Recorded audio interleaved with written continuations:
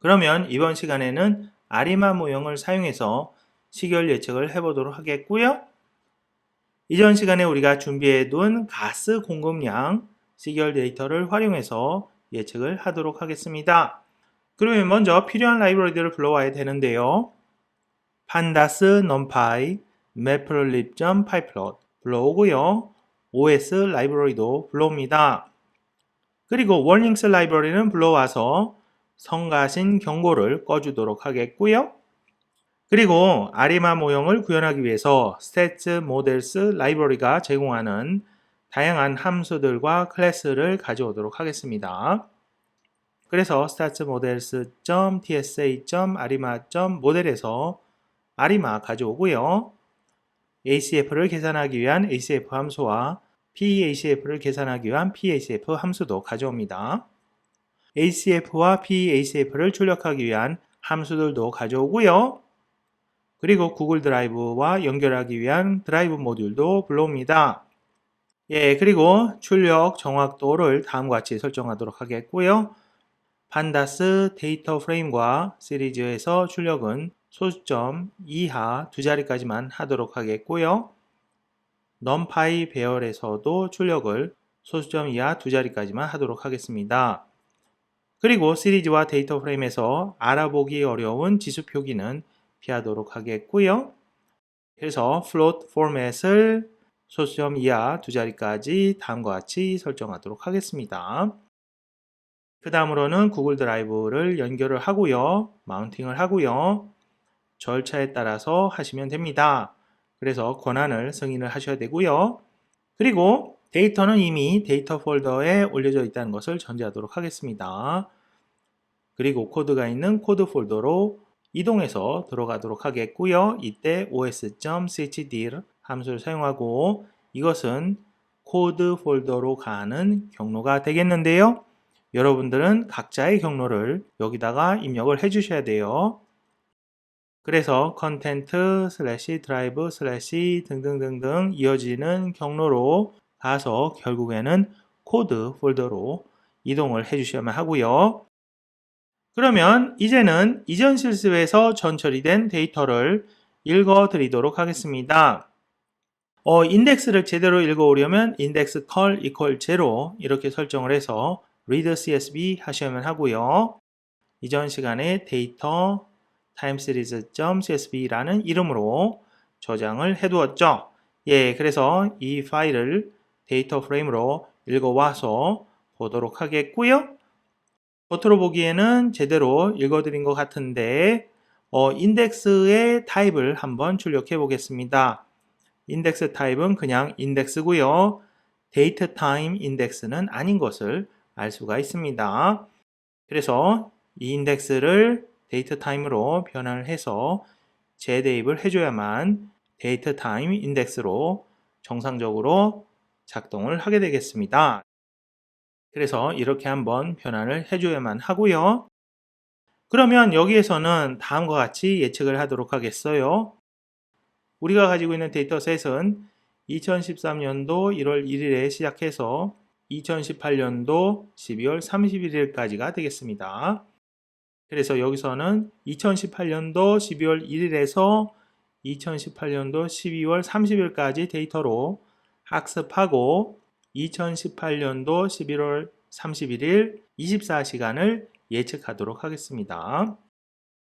해당 데이터를 이렇게 가져오도록 하겠고요. 트레인 데이터 하나의 칼럼만 가져오니까 시리즈가 되겠죠. 여기서는 supply A 칼럼만 가져오도록 하겠습니다. 물론 supply B 칼럼도 가져다가 똑같이 학습과 예측을 할 수 있겠고요. 여기서는 supply A 칼럼만 가져다가 학습과 예측을 하도록 하겠어요. 그래서 토탈은 12월 1일에서 12월 31일까지인데 학습은 12월 1일에서 12월 30일까지 데이터로 하고요. 예측은 12월 31일 0시 이후가 되겠습니다. 그래서 0시 이후 24시간을 예측하도록 하겠다. 그래서 12월 31일 0시 이후 24시간을 예측하겠다. 그래서 테스트 데이터 이렇게 준비를 했고요. 자, 그러면 ACF와 PACF를 한번 계산해 보고 분석해 보도록 하겠습니다. ACF는 자기 상관계수, PACF는 부분 자기 상관계수였죠. 자, 그러면 ACF 함수를 사용해서 시리즈 토탈 넣고 ACF를 계산해 보는데요. 최대 길이 30까지 계산을 해 보겠고요. 그리고 QStat은 true로 설정을 하겠습니다. ACF와 융박스 검정 통계량과 그리고 융박스 p-value가 출력이 됩니다.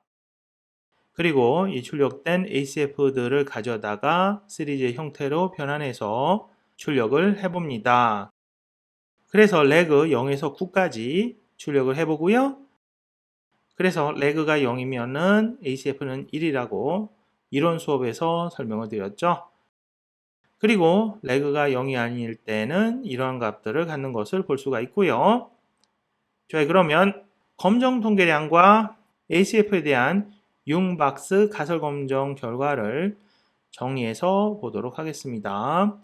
그래서 검정 통계량, mystats와 p-value들 하나의 데이터 프레임으로 정리를 해서 출력을 해봤고요. 소수점 이하 두 자리까지는 0인 것을 볼 수가 있습니다. 그러니까 유의수준 5%를 설정했을 때 p-value는 5% 미만이죠. 0.05 미만입니다. 이런 상황에서는 귀무가설 기각하고 대립가설을 채택하게 된다. 그러니까 자기 상관성 ACF가 백셉 잡음과는 유의하게 다르다. 그러니까 통계적으로 유의한, 통계적으로 의미가 있는 자기 상관성을 보인다. 이렇게 해석을 할 수가 있고요. 자, 그러면 부분 자기 상관성 PACF도 계산을 해보고요. PACF 함수에다가 시리즈 토탈을 넣고 계산을 해보는데요. 여기서도 마찬가지로 시리즈로 그 결과를 정리해서 출력을 해봅니다. 그래서 leg가 0일 때는 여기도 마찬가지로 PACF는 1이고요. 그리고 leg가 0이 아닐 때의 PACF의 값들 이렇게 출력을 해봤습니다. 그런데 이어서 시각화를 통해서 ACF와 PACF 알아보도록 하겠습니다. 그러면 먼저 surplus 함수를 사용해서 axis를 만들어 두겠고요. 세로 방향으로 두 개의 axis를 만들어 두겠습니다. 첫 번째 axis, y-axis 제로에다가 ACF 함수를 출력을 해 보겠고요. 그리고 알파는 0.05를 적용했습니다. 그러니까 95% 신뢰 구간을 나타내도록 하겠고요. 최대 길이 30까지, 최대 레그 30까지를 출력을 해봅니다. 여기서 이 시각화되는 이 부분을 엑시스라 부르죠. 예, 그래서 첫 번째 엑시스의 세로축 범위를 마이너스 1.2에서 플러스 1.2로 설정을 하고요. 세로축 범위. 그리고 가로선을 그어줍니다. 그래서 가로선 빨간색 대시대시로 가로선을 0의 높이에서 그어줬고요. 그런데 자기상관계수가 단조롭게 줄어드는 형상은 아니고 줄어들었다가 다시 커졌다가 하는 형상을 보입니다. 이것은 분명히 어느 정도 계절성이 있어서 발생하는 현상 같고요. 그리고 아래에서는 마찬가지로 부분 자기상관계수 PACF를 출력하게 되는데요. 예, 여기서도 최대 길이 30까지, 최대 레그 30까지 출력하고 신뢰 구간은 95% 신뢰 구간을 설정하도록 하겠습니다. 이 경우에는 엑시스 1번이죠. 두 번째 엑시스 다음과 같이 whilelim 설정을 하고 0의 높이에 마이너스 빨간색 대시 선을 출력하도록 하겠습니다.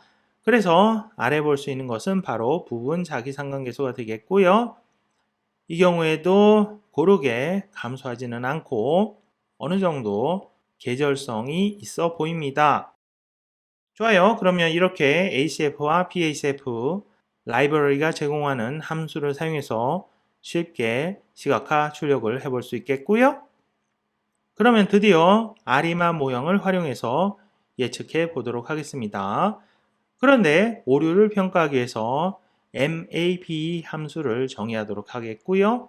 MAP 함수는 이론 수업에서 이미 정의를 해봤고요.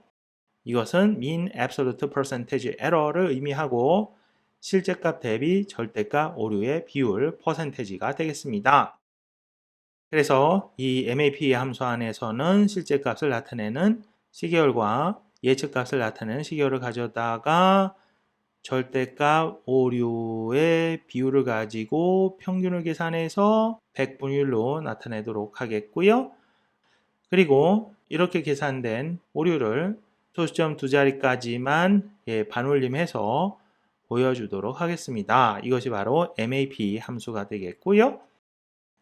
그러면 이전에 가져온 아리마 클래스로 모델을 학습시키고 예측을 해보겠습니다.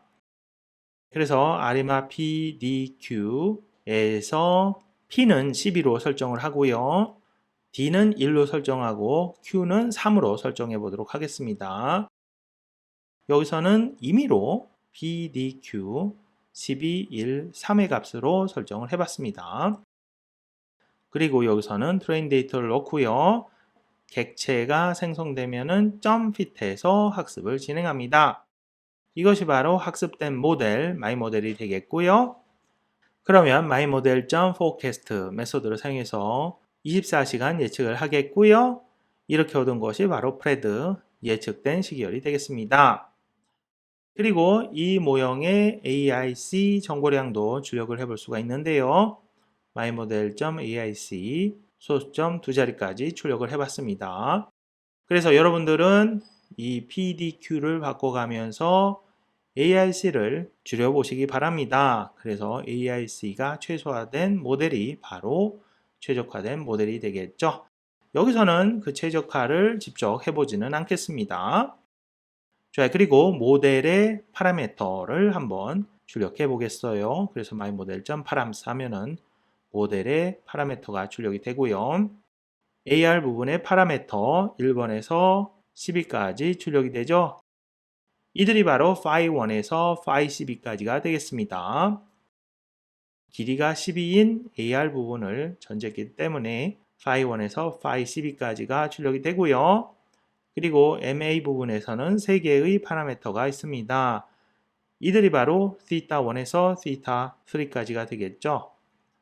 MA 부분의 길이를 3으로 설정을 했기 때문에 이렇게 3개의 파라미터가 출력이 됩니다. 자, 그러면 예측 결과를 출력해 보도록 하겠습니다. 먼저 토털 시계열, 전체 시계열을 파란색으로 출력을 했고요. 그래서 파란색 곡선이 우리가 데이터로 가지고 있는 시계열이 되겠고요. 그리고 마지막 날은 조금 더 굵게 나타내 보았습니다. 그래서 마지막 날 12월 31일은 라인 위드가 2로 설정이 됐고 알파 투명도는 0.5 이렇게 설정이 됐죠. 그래서 굵게 표시된 마지막 날 데이터 이 파란색 곡선이 되겠고요. 그리고 이전 데이터는 조금 더 가늘게 라인 위드 1으로 설정을 했죠. 그리고 예측 값은 빨간색으로 출력을 해봅니다. 그래서 프레드 예측된 시계열 컬러는 레드 이렇게 설정을 해서 출력을 해봤죠. 그리고 세로 와일림은 1000에서 4000 사이 그리고 범리의 레전드 출력을 해보고요. 틱 파람스 이것은 가로축의 이 레이블들을 마이너스 20도 돌려서 출력을 하도록 만들어주는 부분이 되겠고요. 이 레이블들이 서로 겹치지 않도록 살짝 이렇게 경사를 줘서 살짝 이렇게 돌려서 출력을 해봤습니다. 예, 그래서 예측이 어느 정도 이 추세를 반영하는 것 같은데요. 그럼 마지막으로 예측 오류를 계산해서 출력해 보도록 하겠고요. 이전에 우리가 정의해 두었던 MAP 함수를 사용해서 실제 시계열 데이터와 예측된 시계열 데이터를 넣고 계산을 해보니까 7.82%가 바로 예측 오류가 되겠습니다. 꼭 기억해 주시기 바라고요. 나중에 다른 방법으로도 예측을 해볼 거니까 이 예측 오류 기억해 주시기 바랍니다. 좋아요. 그러면 이번 시간 실습 여기까지 하고 마무리하겠습니다. 감사합니다.